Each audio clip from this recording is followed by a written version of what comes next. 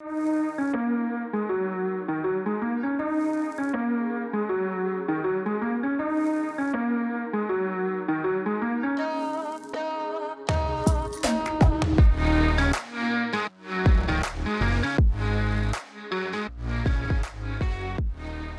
Trinity. How are you today?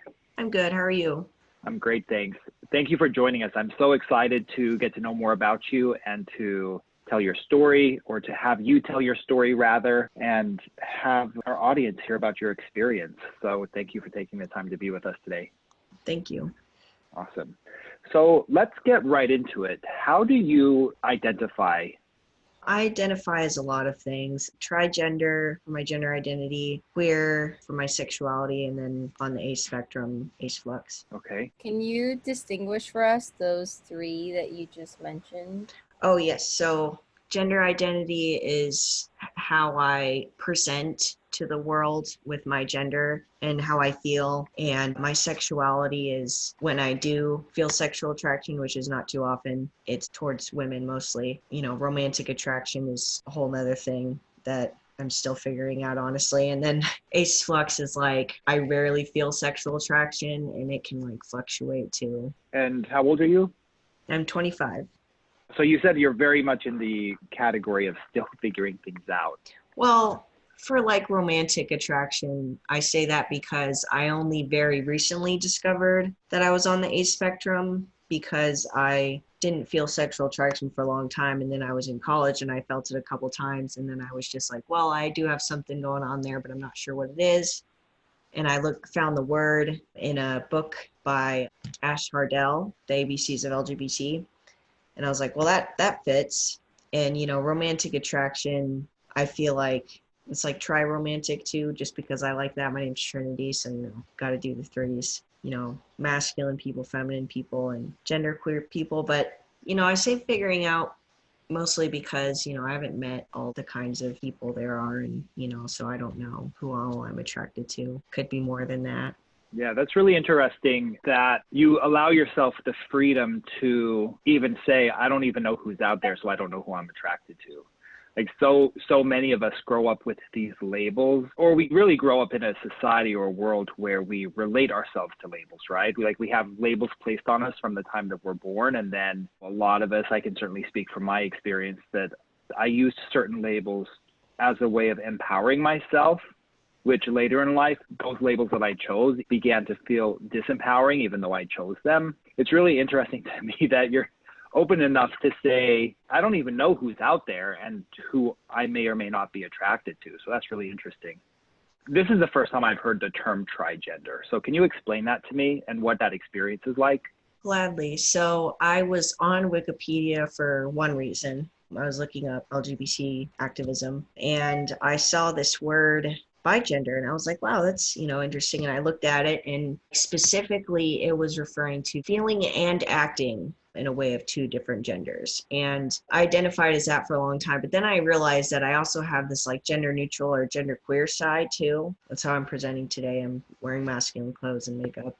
So then I was on Wikipedia again and saw trigender, and I was like, well, that's even better. So it's three genders that I experience: masculine, I like to say high feminine, high masculine, because I do dress up sometimes, you know, in dresses, and then I'll dress up in a dress shirt and, you know, dress pants, a tie. And then genderqueer, kind of gender neutral. Gender neutral for me is just like a t-shirt and pants like anybody. So would you say that your experience of these three genders is fluid? Yes, but I don't identify with gender fluid, because trigender and bigender, and there's even quadgender, specifically is like a branch that also goes with behaviors. So when, you know, and I've been told this, I don't just say this, but my voice does get deeper when I'm feeling masculine. I cuss a lot more when I'm feeling masculine, and I kind of do like things with my hands when I'm feeling feminine. It's like for gender fluid people, from what I understand, their gender presentation and feelings change, but they don't necessarily change their behaviors at the same time. I do that, so that's why I choose this label instead. when I say fluid, I'm also talking about your personal experience of it. So when you go from one experience to another, does that happen pretty fluidly? Does it, in the course of a day, would you say, do you experience all three genders, and do those genders like transition fluidly, or what is that like?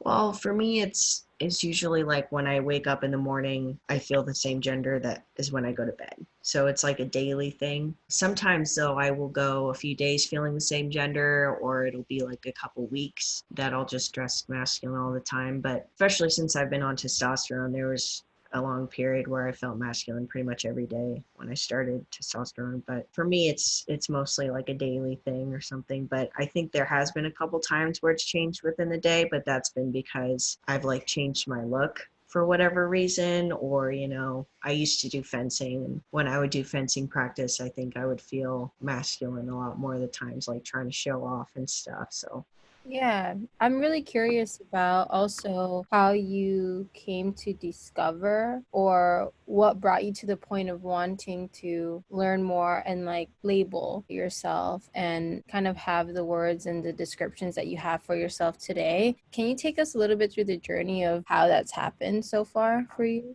yeah, so when I was a kid, I was like very gender neutral, but I thought very black and white, so I didn't really think about it beyond, well, I don't really want to be a man. But when I was a teenager, I started to just feel like, well, man, I just like do all these things that are just not girly at all. So maybe I was like a man in another life.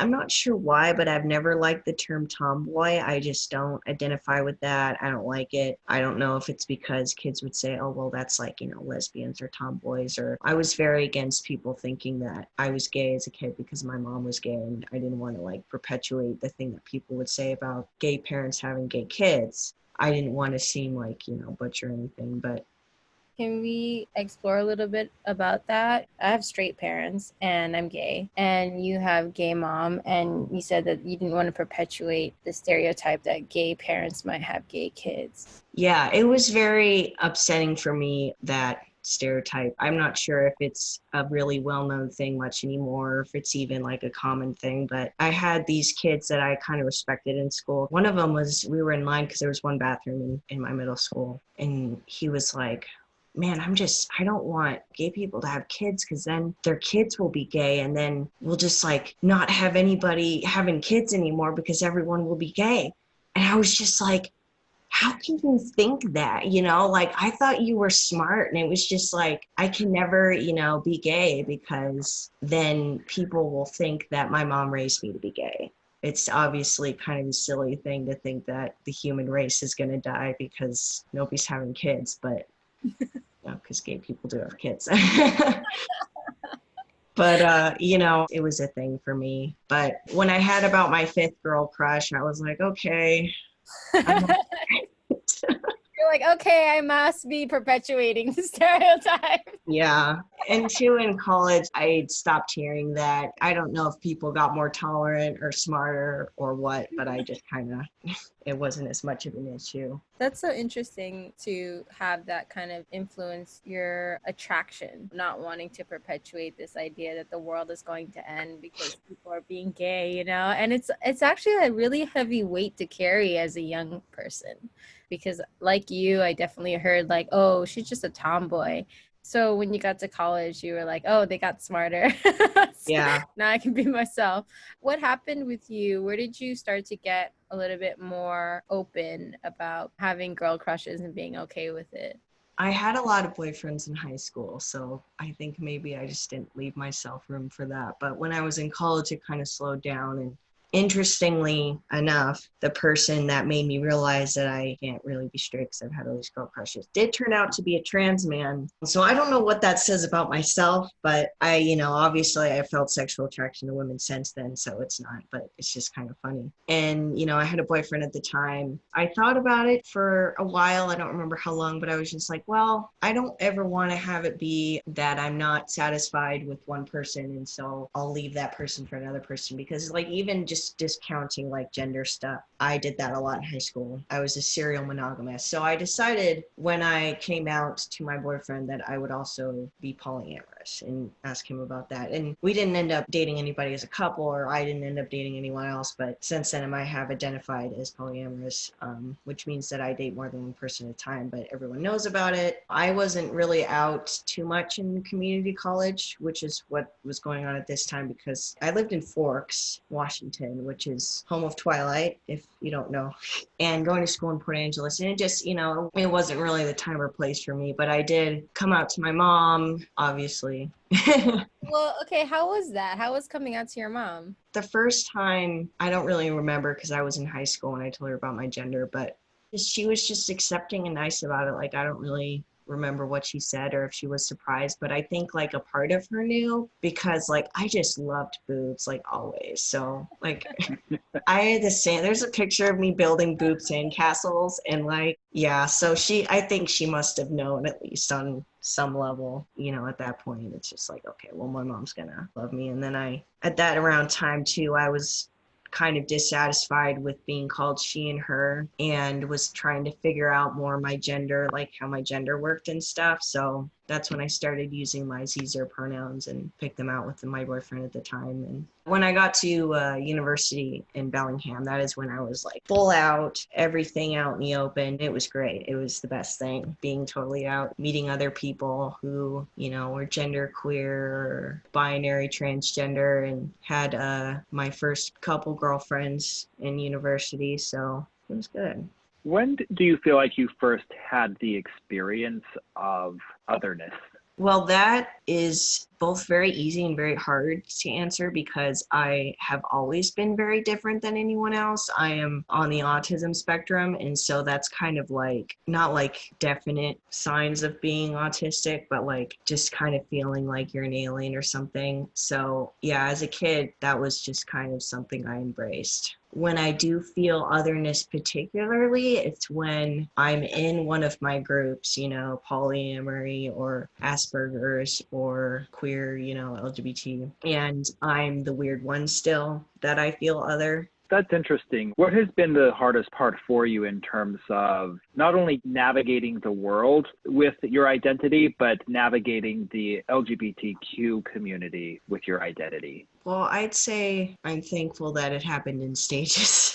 Because it's been like I've been able to explore like the gender stuff, and I did a bunch of research. Like even when I was living in Forks, I was like very involved looking up stuff online and how things were going. And that was also the summer that all the trans stuff like hit the fan with the bathrooms. So I was following that very closely. Then sexuality, I felt like it had been like I was like a guest before that, because I could always join, the GSA and be like, well, my mom's gay, so I have, this experience. And then I just kind of like opened the door and walked in to the main stage. That was a little different. Being like ace was interesting, because before that I had done, I'm an anthropology major. That means I study people.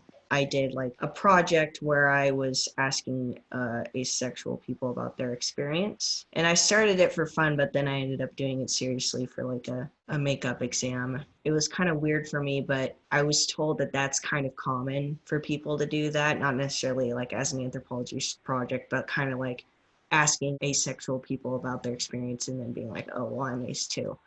So that one was hard, because I was in ace club for a while at my school, and I think that my study that I did made people uncomfortable, so they kind of kicked me out. So what is ACE Club? It's a club at my college for people on the ACE spectrum. ACE spectrum is kind of a term that An ACE spectrum being asexual? Yes, and also aromantics, and the difference being that there's sexual attraction, which is different than sexual arousal. You can be asexual and be like turned on, but asexuals don't look at a person and be like, man, I really want to bang them. That's just not something that I personally experience very often, and that ace people don't usually experience. And then aromantic is when you don't really have romantic feelings for people. You like don't want to kiss or like cuddle or anything. I'm very opposite of that. I have really high feelings of romantic attraction, so I can't really tell you any more than that. I was trying to figure that all out, how that all fits together, like sexual attraction versus romantic attraction versus the whole polyamory thing and how it how it all fits together. I don't feel sexual attraction towards men, but I'm very romantically attracted to men. Like, I want to cuddle and kiss them and like do movie dates and do gift stuff, but I don't really want to like do sexual things. But with women, I'm not quite the opposite, but like it's more like I feel more sexual attraction and then some romantic attraction. Growing up, I saw how hard it was for my mom being gay, and like that was something that, again, I hate saying this too because it sounds really bad, but like I didn't want to have to deal with what my mom had dealt with growing up, being who she was. So it's not that like I don't want to date women, but like it was a journey for me, I guess you could say, to accept my sexuality more than anything else. To me, and you could tell me if I'm wrong about this, but it sounds like you were very conscious of how your mom grew up and the kind of challenges that she had as a gay woman, and that you moved pretty consciously throughout your childhood and into your young adulthood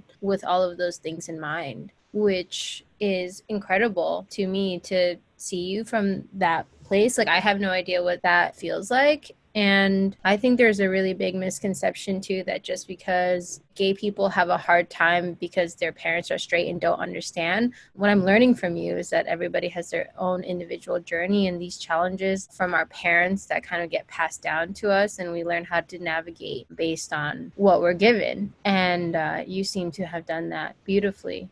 Thank you. I appreciate that. Yeah, people are like, oh, it's great, your mom's gay. And I'm just like, yeah. I know you guys didn't ask me about this, but one time when I was a kid, and it was very rare for me to have people over, like being autistic, like it's so hard to make friends, especially as a kid.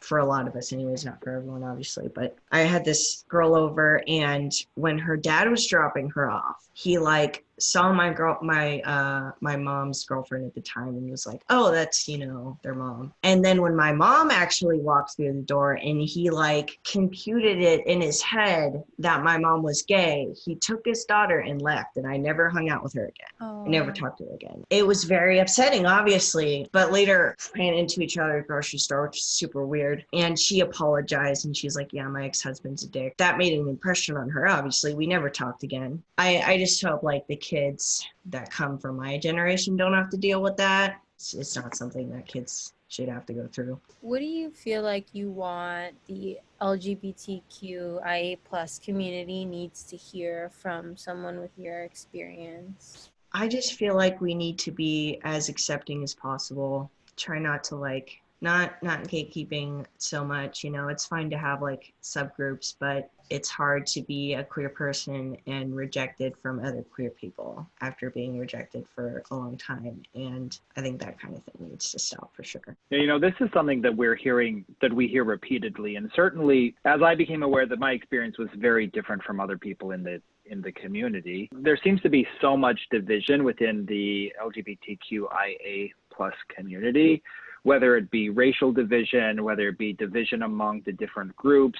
One thing that's really standing out to me in this project is how important it is for people to have the freedom of fluidity, but more the freedom in order to be able to explore their own authenticity, right? Which from one moment to the next may mean something different, but we so often have these labels put on us. We claim other labels as a way of empowerment, and then later on discover that those labels, even though we chose them, can be disempowering because they don't allow for that fluidity, or they don't allow for that exploration. Can you tell us a little bit more about what's been the hardest thing for you, not necessarily just in the community, but navigating life in general with your identity? Has your family been wholly accepting of everything, like extended family and stuff, or what's been the big challenges for you?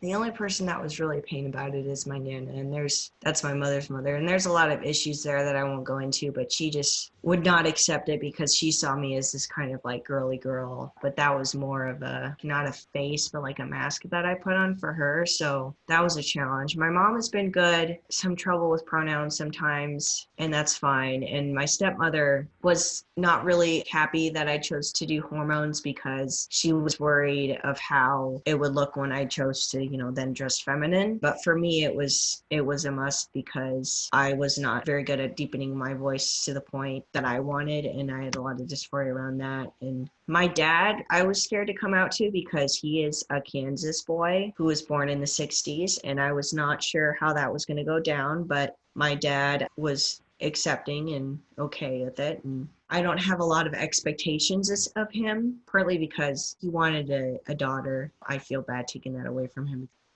But in the LGBT community, an issue that I've had, interestingly, even with trans people, is pronouns. I've had a non-binary person just refuse to use my pronouns when they knew it. I've had a trans guy say that it was difficult for him because of his disabilities.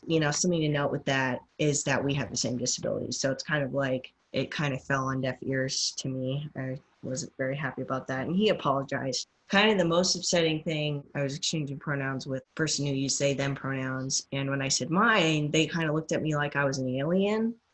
And I was like, really?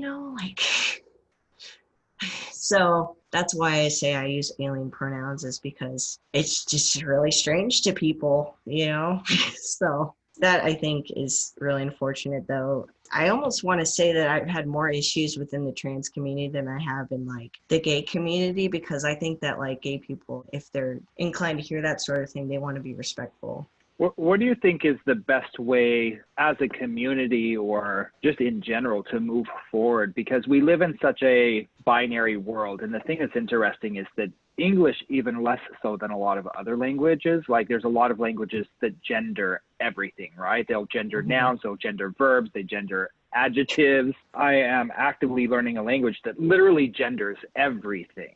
But even with that said, English is less gendered than a lot of languages. We function in such a binary way. How do we teach people to be respectful and open? How to even address people? Because I've gotten accustomed to not making assumptions how somebody wants to be addressed based on how I believe they present to me. But how do we move forward in a way that we're able to interact with one another publicly and strangers that we know, and to be able to be respectful of the fact that we can't make assumptions about the way that people identify based on assumptions of how they present to us?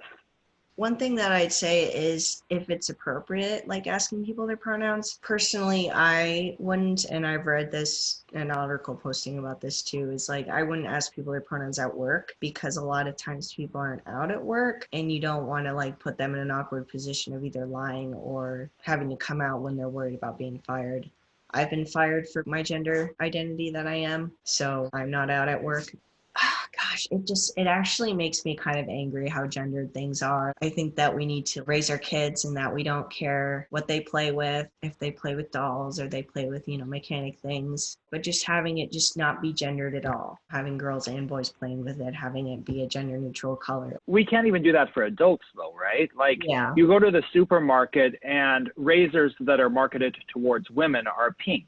Oh. Now they have they're selling ballpoint pens that are pink that are marketed specifically towards women. I mean, it happens everywhere. And, I have kids and I feel like I'm a very conscious parent, right? And I'm very conscious about the message that I'm giving them. I have a 4-year-old son who, every time I say, oh my God, you're such a big boy, or, you're such a good boy, there's a piece of me that says, is he? This is what he's been assigned, right? And I try really hard to be a conscious parent and to have that type of openness and conversation with my kids, that they're loved no matter what, that they can be whomever or whatever they choose to be. Yet by nature, at the end of the day, I'm a product of my society and I live in this binary world, and as conscious as I am, things are gendered. And so it's something that I'm constantly thinking about. I'm in New York currently, spent most of my life in New York, and I have a good friend who works in the restaurant industry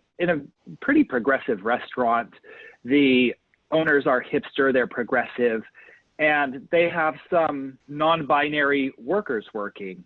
She was telling me how upset she was one day because the owners, they said to this person who is working there, we'll call you whatever you want to be called, but you're still a woman. Oof. And that's what they said to this person. Oh, God. And here we are in New York City in a very progressive restaurant with seemingly very open-minded, liberal, progressive owners, and yet this is still how they relate to the world because it's their experience.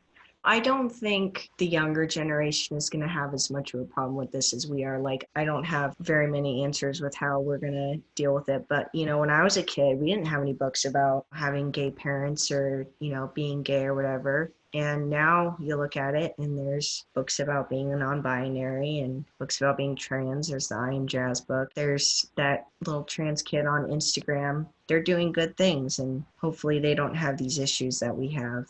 If there was any message you wanted to give younger people coming up after you who are struggling with identity or who are struggling with their experience, whether it be a personal struggle internally or whether it be in an environment where it's not safe for them to be who they are, what would you want to say to those people? Well, there's always, you know, if you can't visibly do stuff or read books, you know, because it's a safety issue, there's a lot of stuff online you can read, a lot of YouTube videos. So I'd encourage them to explore YouTube and explore like fan fiction, just like kind of absorb as much gay stuff as you can, you know, reading about history to know where we've come from. And I think, you know, that can make you feel better because just hearing about some of the stuff that like the older generations had to go through is like heartbreaking and makes a lot of the stuff that we're dealing with not seem so bad. Like obviously it's really bad, but like doing research, I think that if you're exploring yourself, then it's useful to look up different things so that you can have an idea of what resonates with you and what vibes in with you and what doesn't. Do you feel like the ACE community undergoes the same type of scrutiny as other members of the LGBTQIA community? When I first heard that asexual was added to the acronym of LGBTQIA, I was like, wow, that's really interesting. It's not my experience, right? I have nothing to refer to. And I thought to myself, okay, the one thing that brings us together as a community is the discrimination or the shared difficulty that we experience in society. And I'm like, does anyone care that people don't want to have sex? Like, is that a thing? Do people get discriminated against for being asexual? Yeah, totally. For like guys that are asexual, but they have romantic feelings towards women, or aromantic men who feel attraction towards women, you know, like sexual attraction towards women, like they get a lot of shit. It's kind of ridiculous because we live in like this prudish society, but I've heard and read stories where ace people come out to their parents and their parents are like, well, then you'll never be fulfilled. You're never going to have a satisfying relationship. And that's really sad. And that's wrong on a couple levels. One, because there are ace people that never want to be in a relationship, and that's totally fine. They'll still live, you know, fulfilled lives. And then there's ace people that are in relationships. There's even a term, queer platonic relationships, specifically coined by the ace community for the kinds of relationships that they have. And then there's cuddle buddy, which I like to use. And that's not specifically ace, but it's used a lot. And then there's, you know, a lot of, unfortunately, sexual violence that can happen to them too. And it's very upsetting that, you know, anybody has to go through that. This interview has been so educational for me on so many levels. And it would have never even crossed my mind that asexual people experience sexual violence anymore, the general population, I guess, or even that an asexual person would feel the need to come out to their parents as asexual. And then there's also, you know, the shit that they get, which I was referring to earlier. You know, the whole issue of you're not gay enough or you're not trans enough is something that I feel like some of us go through. But they have a beautiful community online. So if you thinking maybe you're inclined towards that, you can check out, just look up ACE online. Yeah, thanks for providing that resource. It is, like I said, it's so far outside of my experience that I have no awareness of it at all, which is, it's not necessarily sad or embarrassing. It's just the way it is, right? It's not been my experience. I'm just not aware of it. I feel the same way. I was aware, but I don't think I was aware at the level of understanding that I didn't have until I started having this conversation with you. And I think it's interesting too, that conversation about fulfillment, about what makes someone fulfilled, how we try to push our ideas of fulfillment onto other people, like this is what makes my life happy, then it needs to make your life happy, is interesting. That's what stood out to me as you were talking about that. I was like, wow, just because I like to do something or I feel something doesn't mean that other people need that in order to live happy, joyous, and fulfilled lives. So it's having me kind of be curious about how I might push my own fulfillment agendas onto other people. Yeah, for Ooh, sure. that's a Yeah, lot. for sure. And yeah, a lot to unpack here, right? I'm also, what's coming up for me is how disempowering labels can be, even when they're the labels we choose. You talk about the guy who's romantically attracted to women, but not sexually attracted. And so he doesn't fit into this community, even though he feels outside of normal society. It strikes me how sad it is that he has to feel like he doesn't belong, period. Whether it's to normal society or this community of otherness that has been created for those of us who don't feel like we fit into normal society. Like the fact that we even have to have these segments where people can search out or try to find belonging is one thing that's really standing out to me. Hopefully all someday we won't, need labels and it can just be, you're just normal. Do you have anything else you'd like to share with us before we go? I would like to acknowledge the fact that I think it's important to be grateful for the sacrifices that previous generations made, because even if I'm not out at work, I can dress the way I want to and date whom I want to, and I don't have to worry about being attacked in the streets or something. And obviously we still have a long way to go, but I think it's important to know our history. I definitely agree. It's so important to know where we've come from and how far we've come, and acknowledge how far we've come while still understanding that we have a long ways to go. One thing that stands out for me is that you said that you think that you've been fired from a job for your identity, and we currently have a case in the Supreme Court where they're deciding whether or not it's legal to fire someone based on whether or not they're gay. Did you know about that? No, I think I might have heard something about it, but I don't think I did. And I don't think a lot of people Yeah. know about it, which is what I think is interesting, is that I tried looking it up online and it's very not present online. So I'm curious about that, about why it isn't, why it's not a topic of conversation right now. And it's really important. It feels super important, and it feels crazy to me that there is a case in the United States being decided whether or not I have the right to work because I'm gay. Yeah. It's just so weird that we're in that space. Yeah, and that's something that's interesting for me too, is like, I've read A Queer History in the United States and I've watched documentaries, and so I know a lot about the history, but I'm also living through a big part of LGBTQIA history, sodomy being made legal in 2003 and gay marriage in my state at the time, Washington, and then the United States in general, and the bathroom thing with trans people. It's an interesting time to be alive for sure.